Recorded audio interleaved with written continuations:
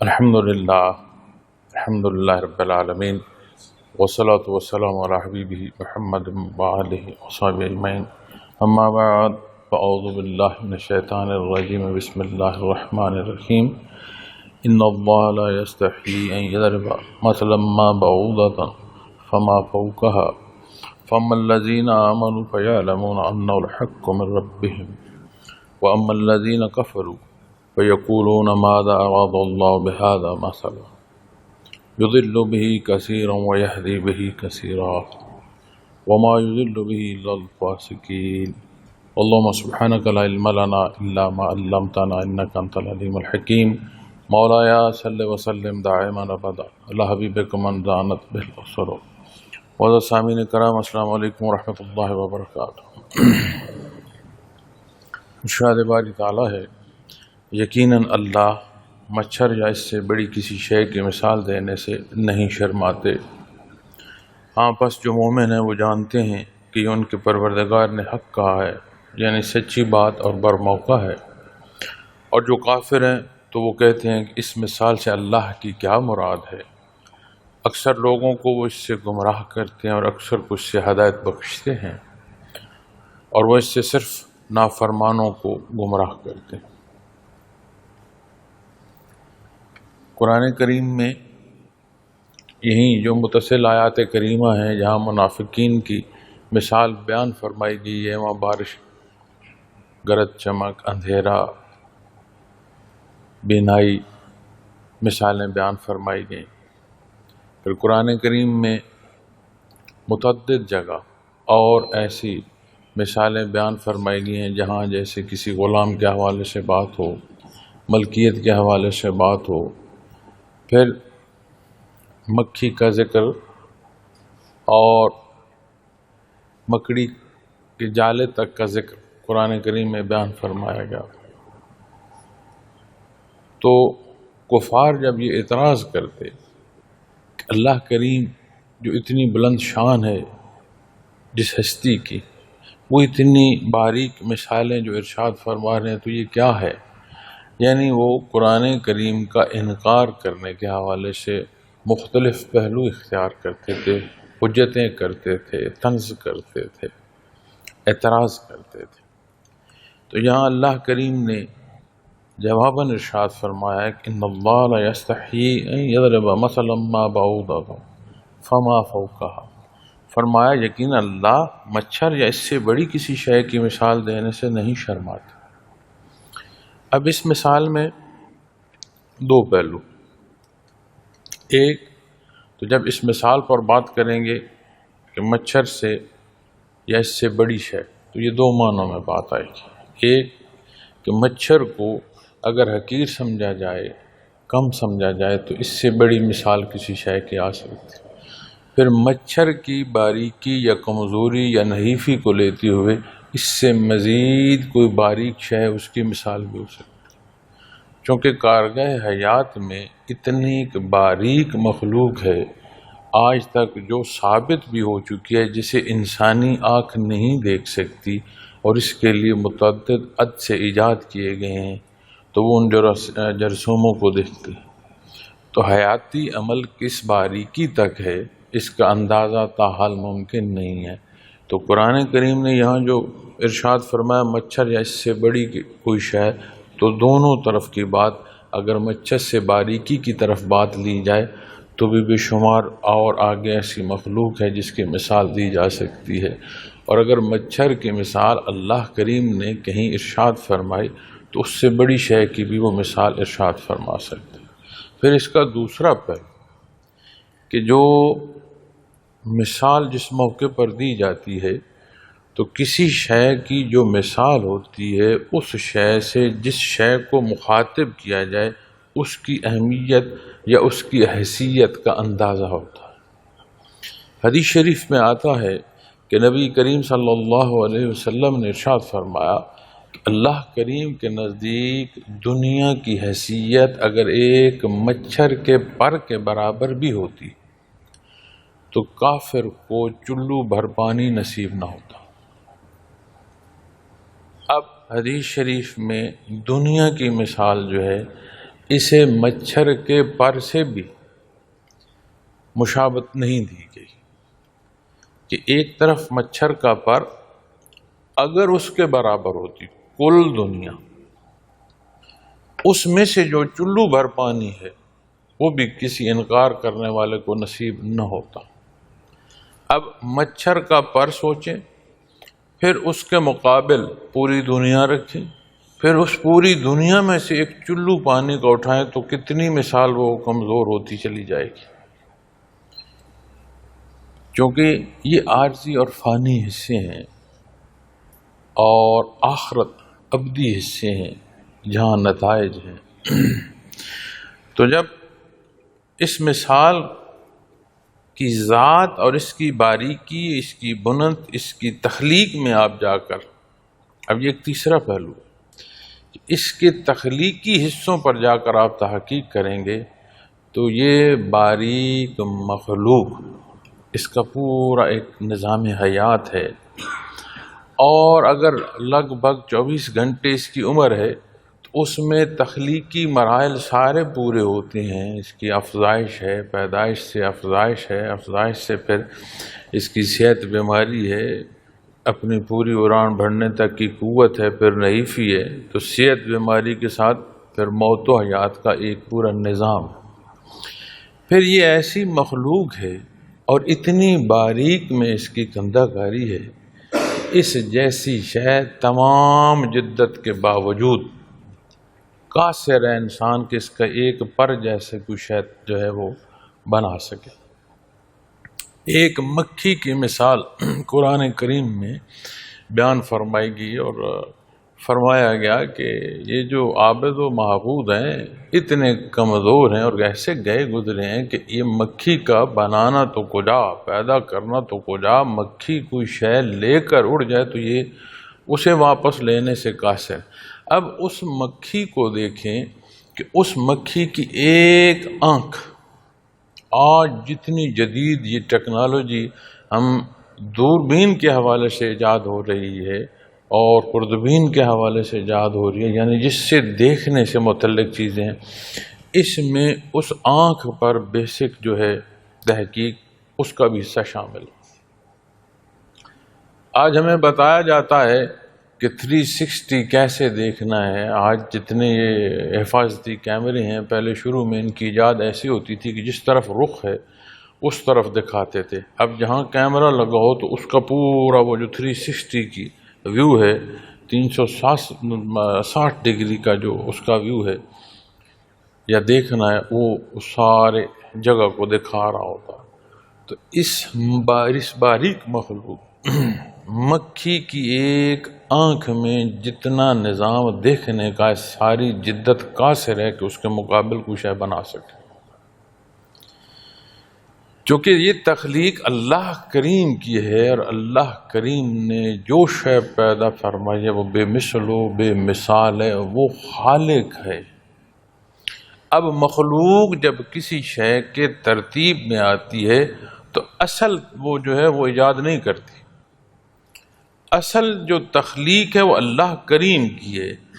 یہ مرتب تو کہلا سکتا ہے، ایجاد یہ نہیں کرتا، چونکہ موجد حقیقی تو اللہ کریم، شے ہے کوئی نہیں، نہ ہونے سے اس نے شے کو وجود عطا فرمایا۔ اب جو ہر شے موجود ہے اس کے نظم کو، اس کو بند کرو، اس کے نظم کو ترتیب دینا اور پھر یہ کہلانا کہ یہ ساری تخلیق میری ہے، یہ تو خود ایک مزاح۔ تو بات جب مچھر کی بھی آئے گی معزز سامعین کرام، اس جیسی مخلوق کوئی پیدا نہیں کر سکتا۔ پھر اس کے اندر جو احساسات ہیں کتنی باریکیاں، کہیں کوئی شے جو اسے نقصان پہنچاتی ہو، آپ دیکھیں کہ کہیں جب کوئی سپرے کیا جاتا ہے جو مچھر کو مارنے کے اس سے پہلے وہ وہاں سے نکلنے کی کوشش کرتے ہیں، جہاں جو شے ان کی خوراک سے متعلق ہے وہاں وہ پہنچتے ہیں۔ تو وہ جو احساسات تک کی باریکیاں ہیں اور جو ذرائع وجود میں تکمیل کے اللہ کریم نے عطا فرمائے، اور عالم آب و گل کے اسباب سے وہ جو اپنا سبب حاصل کرنے تک کا پہنچنا ہے، وہ تو بڑی لمبی منزل ہے کہ وہ ایک وجود کی بات نہیں ہے، پھر اس کے ساتھ متصل کتنے حصے ہیں۔ تو فرمایا یقیناً اللہ مچھر یا اس سے بڑی کسی شے کی مثال دینے سے نہیں شرماتے۔ فَأَمَّا الَّذِينَ آمَنُوا فَيَعْلَمُونَ أَنَّهُ الْحَقُّ مِنْ رَبِّهِمْ، ہاں پس جو مومن ہیں وہ جانتے ہیں کہ ان کے پروردگار نے حق فرمایا ہے، یعنی جو بات اللہ نے جہاں ارشاد فرمائی ہے بنیادی طور پر حق ہے اور برموقع ہے۔ یہ اعتراض کہ یہاں یہ مثال کیوں بیان فرمائی گئی ہے، یہ بودا بھی ہے اور عین حقیقت کے خلاف بھی ہے۔ جہاں جو بات اللہ کریم نے ارشاد فرمائی ہے، یعنی جو دینی حکم تک ہمارے اعمال کے حصوں تک جو حکم ہے اللہ کریم کا جہاں ہے عین وہ اپنے مقام کے مطابق بھی ہے، حق بھی ہے اور مطابقت بھی رکھتا ہے۔ اب ہم جب ان مثالوں کی اور ان حوالوں سے بات کرتے ہیں اور اپنے اللہ جل شانہ کے وہ حصے جو اسے قبول ہیں کہ جیسے جہاں میں ہو ویسا ہو، تو یہاں ماہ محرم بھی ہے، اور ماہ محرم الحرام میں یہ پہلا عشرہ جو ہے اس میں واقع کربلا کے حوالے سے بے شمار محافل کا انعقاد ہے۔ بے شک دنیا میں بے شمار حوادث ایسے ہیں جو بڑے دردناک ہیں۔ پھر حضرت آدم علیہ السلام سے لے کر بعثت محمد رسول اللہ صلی اللہ علیہ وسلم تک ایک شیطنت ہے جو مد مقابل ہے۔ اس شیطنت کا اثر شیطان سے انسان تک کیسے اور کہاں پہنچا، کس نے اس کی راہ کو انتخاب کیا، اور وہ شیاطین جنوں انس میں سے کہلائے۔ تو یہ وہ موضوع ہے جس پر ایمان اور پھر اس کے بعد جو کردار تک کے حصے ہیں، وہ جس نے جس راہ کا انتخاب کیا اس راہ کا مسافر ہوا۔ لیکن جب بنیادی طور پر دین اسلام کی بات کی جائے گی تو یکم محرم الحرام یہ یوم شہادت ہے حضرت عمر فاروق رضی اللہ تعالی عنہ کا۔ تو ابتداءً ہی دین اسلام ابتداءً ہی جو سال ہے وہ اعلان کر دیتا ہے کہ یہ جان نثاری ہے، یہ قربانی ہے، کیونکہ جو بھی شہادت ہے اس شہادت میں ذات نہیں شامل، اس کا ہر پہلو جو ہے وہ ذات باری تعالیٰ کی طرف نشاندہی کرتا ہے، شہید کی ذات کی طرف نہیں کرتا۔ اگر کہیں کسی کی ذات کی بات آتی ہے تو وہاں پھر شہادت نہیں رہتی، وہ پھر کوئی گواہی جان دے کر بھی ثابت نہیں کر سکتا۔ ہاں پہلو ایک ہی ہوگا اور وہ اللہ جل شانہ کی ذات ہے۔ اب جب بات اللہ جل شانہ کی ذات کی آئے گی تو ہر وہ پہلو جو نبی کریم صلی اللہ علیہ وسلم نے اختیار فرمایا، اختیار کرنے کا حکم عطا فرمایا، وہ سارے وہ حصے ہیں جو اللہ جل شانہ کے پسند و ناپسند پر جن کا جو ہیں جہاں روکا، جہاں اختیار کا حکم دیا، تو یہ پسند و ناپسند اللہ کریم کی ہے۔ تو معزز سامعین کرام، وہ قادر مطلق ہے۔ حضرت موسیٰ علیہ السلام اپنی قوم کو جب لے کر نکلے تو ہزاروں میں نہیں تھی، لاکھوں میں فوج تھی فرعون کی۔ ایک عصا جو ہے اس نے فرعون کو ڈبونے کا سبب کر دیا۔ تو یہاں جب بات آتی ہے خانوادہ رسول کی آتی ہے، جہاں بھی بات خون کی آتی ہے تو خون کا بہنا ایسی ناپاکی ہے کہ وضو جو ہے وہ ٹوٹ جاتا ہے، دھونا پڑتا ہے۔ نبی کریم صلی اللہ علیہ وسلم نے علاج کے حوالے سے آپ کا خون مبارک کسی پیالے میں آیا، وجود مبارک سے صفائی کی گئی، پچنا لگایا گیا، اس بحث میں جائے بغیر، لیکن یہ بات جو عرض کر رہا ہوں کہ پیالے میں خون مبارک، تو آپ نے اپنے خادم سے فرمایا، اپنے صحابی سے فرمایا کہ اسے اونڈے لاؤ، تو وہ جب واپس پلٹے تو آپ نے پوچھا کیا کیا، تو انہوں نے عرض کیا رسول اللہ صلی اللہ علیہ وسلم میں اونڈیل نہیں سکا۔ پھر کیا کیا؟ اس نے کہا میں نے پی لیا۔ وہ مبارک خون جس پر آپ صلی اللہ علیہ وسلم نے بشارت سنائی کہ اس خون کو اب دوزخ کی آگ نہیں چھو سکتی، تو خانوادہ رسول صلی اللہ علیہ وسلم وہی خون ہے، حسنین کریمین خانوادہ کے ایک ایک فرد میں وہی خون ہے، اور وہی زمانہ مبارک ہے۔ اب جس میں صحابہ کرام رضوان اللہ علیہ مجمعین حیات ہیں، خود حضرت حسین رضی اللہ تعالی عنہ یہ درجہ حاصل ہے آپ کو کہ آپ صلی اللہ علیہ وسلم کے ساتھ آپ کا وقت بچپن سے ایک ایسی عمر تک جہاں سمجھداری کے حصے بھی آتے ہیں، پہچان بھی آتی ہے، تو وہ مبارک عید جسے اللہ کریم نے تمام زمانوں میں فضیلت بخشی وہ ہے، اور مثالیں دنیا میں ایسی بھی ہیں کہ نہ صرف حضرت موسیٰ علیہ السلام بچے، بلکہ آپ کے ساتھ بنی اسرائیل کی ایک ایک فرد جو ہے وہ محفوظ ہوا فرعون کے ظلم سے۔ اور فرعون کے ساتھ کیا ہوا؟ ایک عصا جس نے سمندر چیر دیا، آپ اور آپ کے رفقا جب نکل چکے تو وہ اور اس کی سارا جاہ و جلال لشکر جو ہے وہ اس میں غرق ہو۔ تو کربلا میں جب تلوار خانوادہ رسول صلی اللہ علیہ وسلم پر بلند ہو رہی ہے تو کیا وہ تلوار کند نہیں ہو سکتی تھی؟ کیا وہ بازو شل نہیں ہو سکتے تھے؟ کیا قارون زمین میں دھنس سکتا ہے تو یہ ظالم نہیں دھنس سکتے تھے؟ اللہ کریم کو اس سے کیا منظور ہے؟ اس سے مخلوق کے لیے کیا مقصود ہے؟ یہ بے شمار وہ پہلو ہیں جن کا عقدہ نور ایمان سے صاحب ایمان پر اپنے اپنے مدارج میں کھلتا جائے گا۔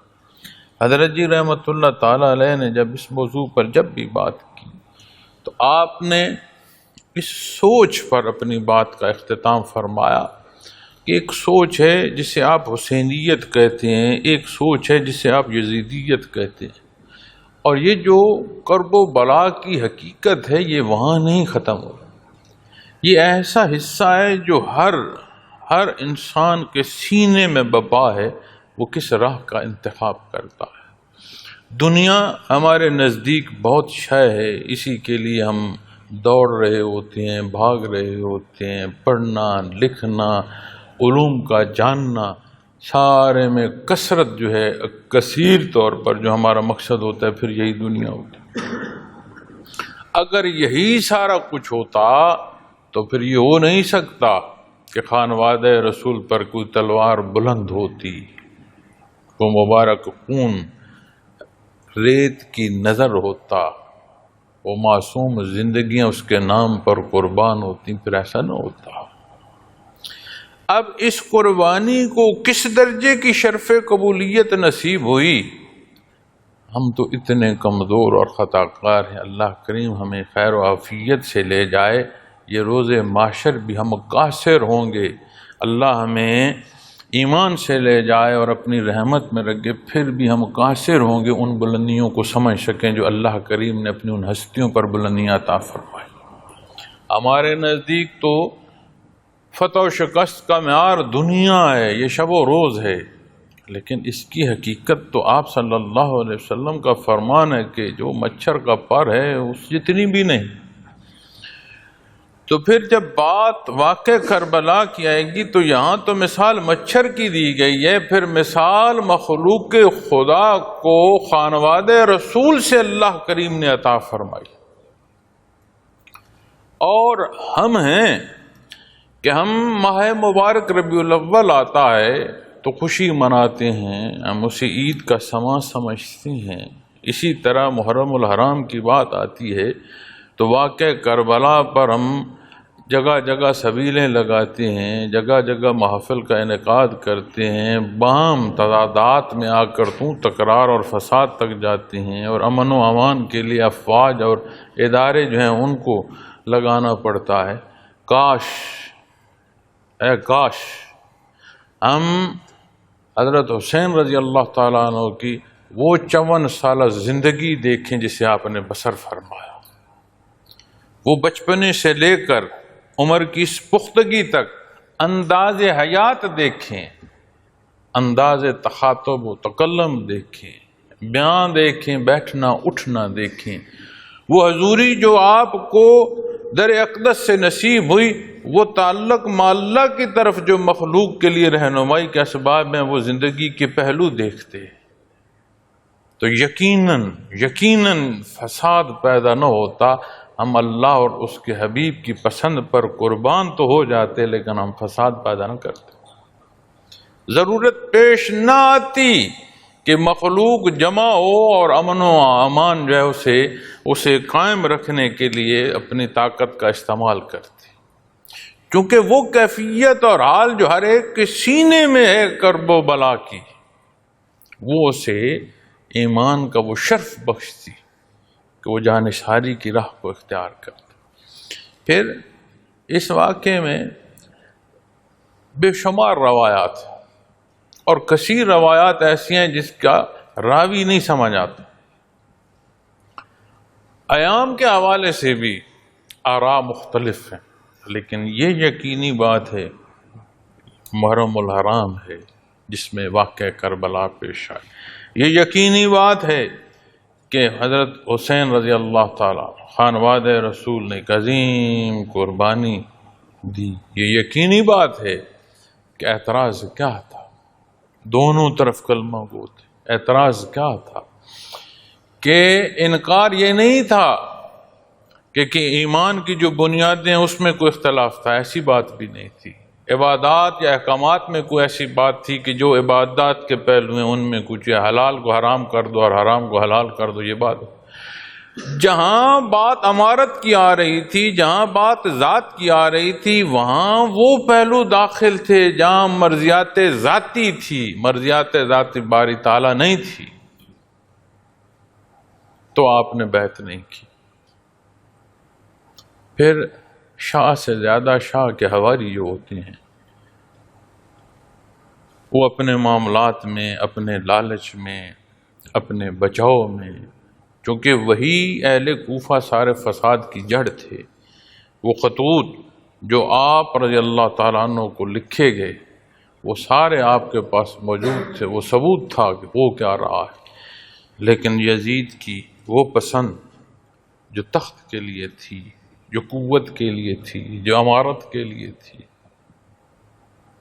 اسے اس نے کہاں جا ڈبویا، اور وہ حق جو آپ رضی اللہ تعالیٰ عنہ نے اختیار کیا اور موقع پر وجود عالی جو ہے وہ تلواروں کی زد میں آیا، خشک زمین جو ہے وہ آپ کے مبارک خون سے سیراب ہوئی، لیکن حقیقت میں کتنی بلندی نصیب ہوئی۔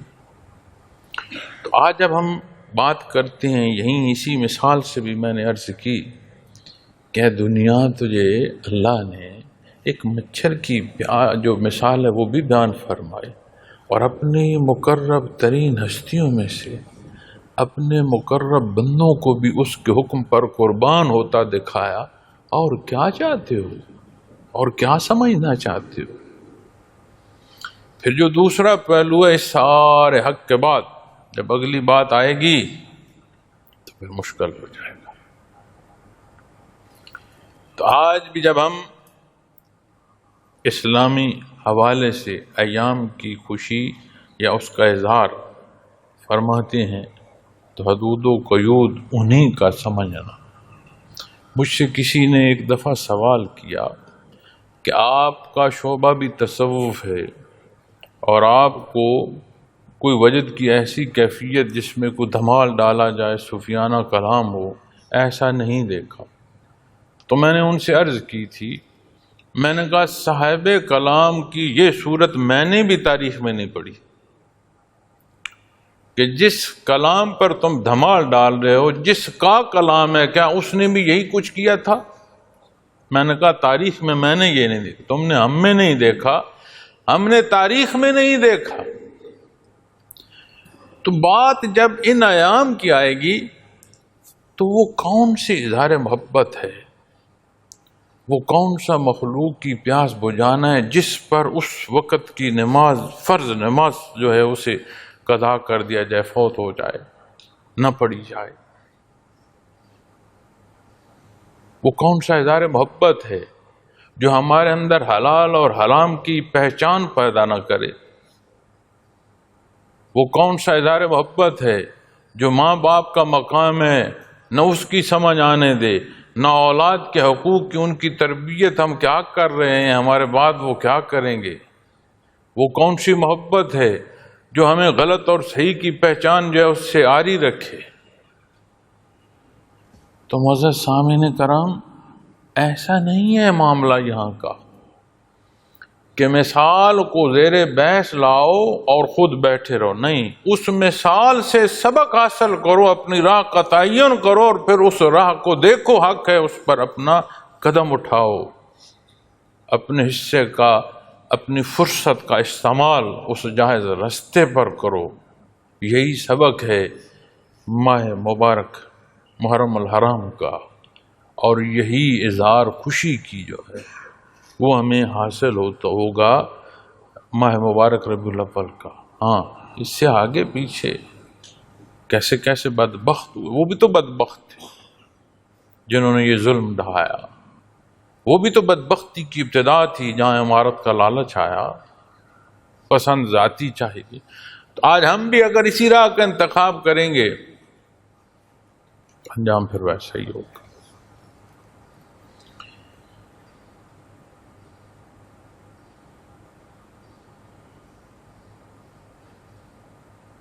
تو اگر سمجھ آ رہی ہے فَأَمَّا الَّذِينَ آمَنُوا فَيَعْلَمُونَ أَنَّهُ الْحَقُّ مِن رَّبِّهِمْ، ان چیزوں سے، ان مثالوں سے کیا ہے؟ بس جو مومن ہیں وہ جانتے ہیں کہ ان کے پروردگار نے حق فرمایا ہے، پھر مثال کی سمجھ آئی۔ اور اگر اس کے مخالف کھڑے ہو تو پھر مان نہیں رہے، پھر انکار کر رہے ہو، جس درجے کا کر رہے ہو۔ وَأَمَّا الَّذِينَ كَفَرُوا فَيَعْلَمُونَ فَأَمَّا الَّذِينَ كَفَرُوا فَيَقُولُونَ مَاذَا أَرَادَ اللَّهُ بِهَذَا مَثَلًا، فرمایا اور جو کافر ہیں تو وہ کہتے ہیں کہ اس مثال سے اللہ کی کیا مراد ہے۔ اب یہ وہ اعتراضی پہلو ہے، کیوں، اگر، مگر، لیکن، کیسے۔ پھر ان سوالات میں ایک عرض کروں، حد شرع کے اندر رہتے ہوئے اپنے معاملات کا اختیار کرنا، پھر اس میں اپنے سوالات کا دخل کرنا۔ بنی اسرائیل کو بیل ذبح کرنے کا حکم، کوئی شخص بھی بیل ذبح کر دیتے تو تعمیل حکم تھی، پھر انہوں نے اس کی باریکیوں میں گئے، کیوں، کیسے، رنگ کیسا ہو، حلیہ کیسا ہو، عمر کیسی ہو، تو وہ پھر سوال کا جواب آتا گیا اور وہ مخصوص ہوتا گیا، پھر ایک ہی مثال بچی، اس جیسا اور کوئی دوسرا نہیں تھا، پھر مجبوری تھی کہ صرف وہی ہو۔ اس شے کو شعبہ تصوف میں ضرور دیکھنا چاہیے اور دھیان دینا چاہیے، چونکہ جو کچھ بتایا جا رہا ہوتا ہے وہ حد شرع کے اندر ہے، قرآن و سنت کے تحت ہوتا ہے، پھر اس میں جو سوال جواب کرتے ہیں نا، پھر اپنے لیے اس میں پھر مشکل پیدا ہوتی چلی۔ مثلا مثال عرض کرتا ہوں، اگر کسی سے کہیں عرض کیا گیا کہ درود شریف پڑھا کرو تو وہ پلٹ کر کہتا ہے کون سا پڑھوں، پھر کہتا ہے کتنا پڑھوں، کس وقت پڑھوں۔ اب ہر وہ عمل پسندیدہ ہے جس میں اعتدال، اور وہ اعتدال ایسا کہ پڑھنے والا آسانی سے پڑھ سکے، پھر وہ تواتر سے پڑھ سکے۔ ایسا نہیں کہ ایک دن تو 1000 بار درود شریف پڑھا، دوسری دفعہ وہ 100 بار بھی پڑھنے سے قاصر ہے۔ اگر 100 بار ہی پڑھ سکتا ہے تو روز 100 بار پڑھنا بہتر ہے کسی ایک دن 1000 کا پڑھنا اور دوسرے دن چھوڑ دینا۔ تو جب اس حد شرع کے اندر رہتے ہوئے پھر اس طرح کے سوال ہوتے ہیں تو پھر جو کہا جاتا ہے پھر اس کے ساتھ بندہ منسلک ہوتا جاتا ہے، وہ مشکل ہوتا جاتا ہے۔ تو بہرحال ایک ذیلی بات تھی میں نے عرض کی۔ تو کافر کیا کہتے ہیں جو انکار کیا؟ وہ کہتے ہیں کہ اللہ کی اس مثال سے کیا مراد؟ یضل بہ کثیرا ویہدی بہ کثیرا۔ اب ایک تو بر موقع ہے اور حق ہے، دوسرا جو اس کا عمل قرآن کریم ہمیں موقع کے اثرات پر بیان فرما رہا ہے، وہ یہ فرما رہا ہے کہ اکثر لوگوں کو اس سے گمراہ کرتے ہیں۔ اب جس نے اعتراض کیا وہ گمراہ ہوا، اور اکثر کچھ سے ہدایت بخشتے ہیں۔ وہ اس معنوں میں آ گیا فَأَمَّا الَّذِينَ آمَنُوا فَيَعْلَمُونَ أَنَّهُ الْحَقُّ مِن رَّبِّهِمْ۔ جنہیں نور ایمان نصیب ہوا، ان کا ایمان میں مزید ترقی ہونا یہ انہیں نصیب ہوتا ہے، اور جس نے انکار کیا ہے، جو ضد اور عناد میں ہے، وہ مزید تعفن میں گرتا چلا جائے۔ بارش برستی ہے معزز سامعین کرام، ہم کسان لوگ ہیں، تو زمین کی جو بیجائی ہے اس میں اس کی رویدگی کا حال بھی ضرور دیکھتے ہیں۔ ہر جگہ جو ہے وہ قابل کاشت نہیں ہوتی، اور ہر مٹی ایک جیسی زرخیز نہیں ہوتی، تو وہ تعین کیا جاتا ہے کہ جو فصل ہے وہ کون سی ہے، اس کے مطابقت مٹی کون سی ہے، پھر اس زمین کی تیاری کی جاتی ہے۔ اور جب بارش برسے، ہم بارانی علاقے کے لوگ ہیں، جب بارش برستی ہے تو پھر اس زمین کی تیاری اس درجے کی مکمل ہوتی ہے کہ پھر اس میں بیجائی کی جاتی ہے۔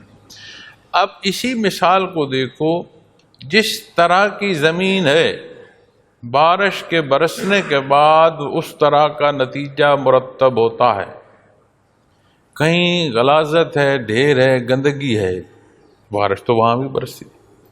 کہیں زمین کا سینہ زرخیز ہے، بارش تو وہاں بجائی ہوئی مزید حیات کا سبب بنی، وہاں تعفن پیدا ہے، زندگی اجیرن ہونے کا سبب ہوئی۔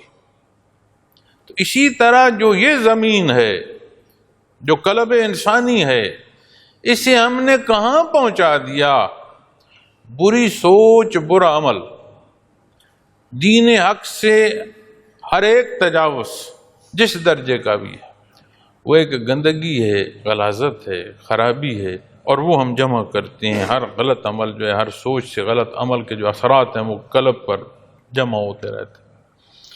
اور جتنے اعمال صالح ہیں وہ یہاں کی صفائی کا بھی سبب ہوتے ہیں، اور یہاں رویدگی پیدا کرتے ہیں صفائی کے بعد، جہاں سے مزید حیات پیدا ہوتی ہے۔ پھر اس میں جو بیج بویا جاتا ہے، ایک بیج بویا جاتا ہے اور اس کے خوشوں پر ہزاروں دانے پیدا ہوتے ہیں۔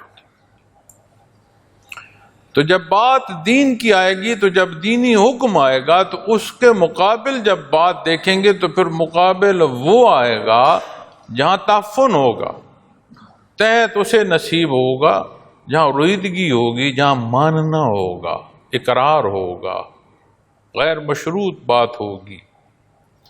جہاں اگر مگر لیکن ہوگا، وہاں پھر اسی درجے کے مسائل بھی پیدا ہوں گے۔ تو اس لیے جب بات حق بیان فرمایا گیا تو چھوٹی سی چھوٹی مثال بھی ہو، آپ غور کیجئے کہ دوزخ کے فرشتوں کی تعداد بیان فرماتے ہوئے قرآن کریم بیان فرماتا ہے کہ اس سے جو کفار ہیں، اور اس سے ایک امتحان ہے جو وہ مقصود ہے۔ اب ان کی تعداد پر کافر کا اعتراض، تو بندے مومن کا آمنا و سب، کہ اس نے مانا، اس کا صدق مانا، اس کا اقرار کیا۔ جہاں فرمایا کہ اتنی تعداد ہے، اللہ کریم نے فرمایا حق ہے، اور جس نے اس تعداد پر اعتراض کیا وہ مزید تعفن میں جا گرا۔ تو معزز سامعین کرام، یہ تقسیم اللہ کی ہے، اور اللہ کریم کو کبر پسند نہیں۔ پھر متصل دیکھیے کیا فرمایا گیا، وَمَا يُضِلُّ بِهِ إِلَّا الْفَاسِقِينَ۔ وہ تو غفور الرحیم ہے، مخلوق پر ظلم تو اسے پسند نہیں۔ بلکہ حدیث شریف میں بڑی بڑی خوبصورت ایسی باتیں آتی ہیں کہ ضعیف مومن کو سزا کا دینا اسے حیا آتی ہے۔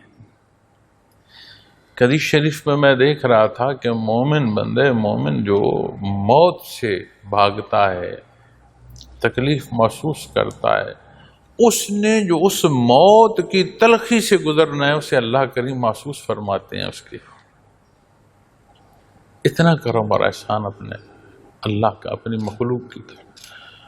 تو تخلیقی طور پر تو اس نے ہر بندے میں یہ استعداد رکھی ہے کہ وہ حق کو سمجھے اور اختیار کرے۔ اس اختیار کا استعمال کہ ہم کس راہ کا انتخاب کر رہے ہیں۔ اب دیکھو واقعہ کربلا میں فریقین کلمہ گو، جہاں خانواد رسول ہے تو جو مقابل ہیں وہ کس کا کلمہ پڑھ رہے ہیں؟ اس اقرار کے ساتھ جہاں دخل ذات کا آیا، دیکھو کس نے کس قدر ظلم کیا انہوں نے اور کتنے بڑے ظالم ٹھہرے۔ تو ظاہری طور پر تو طے تھے وہ، لیکن یہ ایسی عظیم قربانی ہے کہ ہر رہتے زمانے تک مثال کی صورت میں مخلوق کی رہنمائی کرتی رہی۔ تو وہ فرماتے ہیں وَمَا يُضِلُّ بِهِ إِلَّا الْفَاسِقِينَ، اور وہ اس سے صرف نافرمانوں کو گمراہ کرتے ہیں۔ فسق ہوتا ہے حد سے نکل جانا۔ اب اس فسق میں دائرہ اسلام کے اندر بھی بات ہے، اور یہاں بھی، اور اکثر جگہ جب استعمال کیا گیا کافروں کے لیے استعمال کیا گیا۔ تو حد سے گزرنا، تو شرع میں جب ہم دیکھیں گے تو احکامات شریعت سے تجاوز، اور جو تجاوز کثیر ہو، زیادہ ہو، وہ فسق کے معنوں میں آتا ہے۔ تو وہ تجاوز کر رہے ہیں، حد سے نکل رہے ہیں۔ وَمَا يُضِلُّ بِهِ إِلَّا الْفَاسِقِينَ، اور وہ اس سے صرف نافرمانوں کو گمراہ کرتے ہیں۔ یہ جو ہم دنیا کی زندگی میں کوئی نقصان اٹھاتے ہیں اور یہ نہیں دیکھتے کہ اسباب میں میری غلطی، ہم کہتے ہیں تقدیر الہی۔ اگر کسی کا قاتل ہونا تقدیر الہی ہوتا تو پھر اس کی سزا موت نہ ہوتی۔ کہیں کسی کا کفر پر ہی مر جانا اللہ کا حکم ہوتا تو پھر حساب کتاب کی بات کیا ہوتی۔ وہ اختیار جو انتخاب کا ہے، یہ قرآن کریم بیان فرماتا کہ رائے ہدایت تمہارے سامنے ہے، شکر گزار ہوتے ہو یا اس کا انکار کرتے ہو۔ تو یہی تو امتحان ہے کہ کس راہ کا کوئی انتخاب کرتا ہے۔ پھر جس راہ کا کوئی انتخاب کرتا ہے اسی طرح کے نتائج جو ہے وہ پھر اسے پیش آتے ہیں۔ تو جو ہدایت یافتہ نہیں ہوتا تو وہ فسق کرتا ہے، فاسق ہوتا ہے۔ تو ہم جب اپنی زندگی کے معاملات کو آیا کریمہ کے اس حصے کے تحت دیکھیں گے تو یہ جو شب و روز ہم دین اسلام کے حکم کی بے لحاظی کرتے ہوئے تجاوز کرتے ہیں، یہ آہستہ آہستہ کہاں لے جائیں گے؟ حد سے نکلا ہوا، جو حد مقرر ہے اس سے نکلا ہوا، تو سوچیں تو پہلے نکل چکی ہیں ہماری حد سے، عمل بھی نکلتے گئے، تو پھر کس درجے میں جائیں گے؟ حیرانگی ہوتی ہے کہ ہم دین بیان کر رہے ہوتے ہیں، دین سن رہے ہوتے ہیں، نہ بیان کرنے میں کوئی کسی کے پاس حقیقت رہتی ہے، نہ سماعت میں کوئی حقیقت محسوس کر رہا ہوتا ہے۔ تو ماد رواجات تو دین کا نام ہے۔ یہ جو بحث آتی ہے تصوف کی، سلاسل تصوف کی، یہ خواہ مخواہ لوگ کرتے رہے ساری زندگیاں بس نہیں۔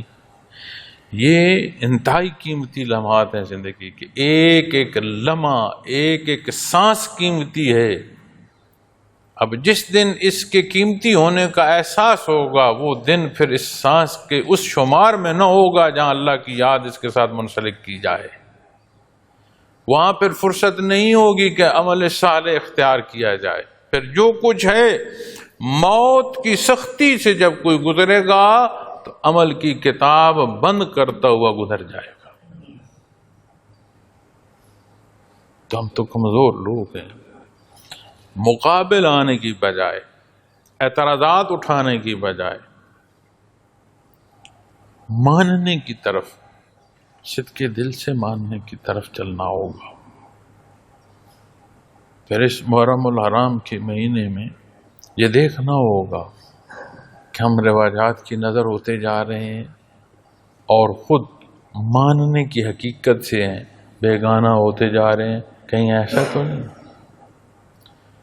اللہ کریم ہماری کمی بیشیاں معاف فرمائے، امت کو اتفاق اور اتحاد عطا فرمائے، ہمیں دین کی سمجھ اور اس پر عمل کی توفیق عطا فرمائے۔